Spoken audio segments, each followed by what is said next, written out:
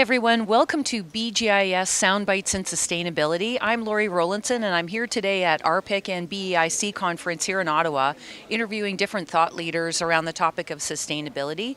And I'm so honored here today to be joined by Rick Williams, who's agreed to participate in today's session. So welcome, Rick. Thanks so much. Thank you very much. Thanks for joining us.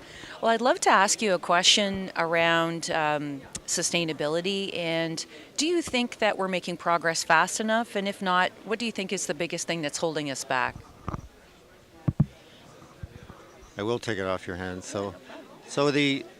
In our world, we've been working in the utility submetering field for 20 years, and following 25 years with Johnson Controls and what was BLJC, my move to the metering world was eye-opening in that we started to see through meters a lot of control systems that weren't operating at optimum efficiency.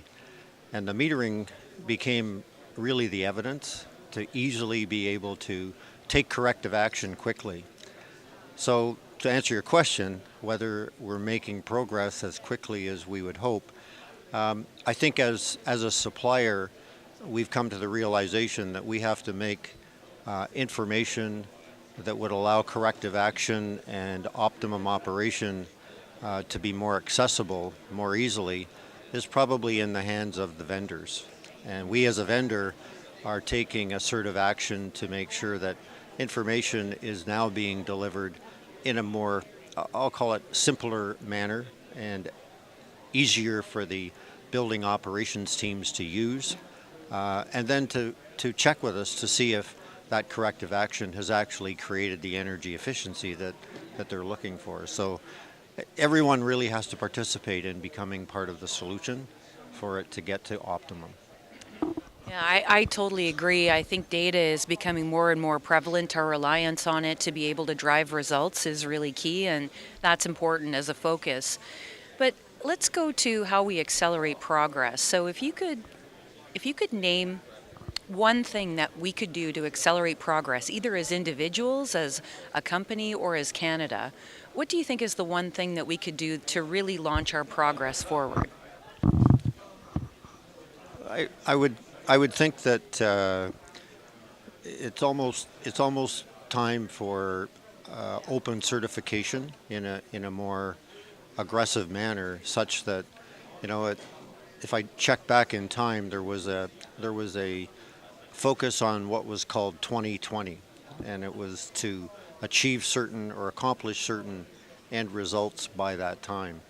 But it seems like the sustained, continued push in that direction just didn't. The follow through wasn't there.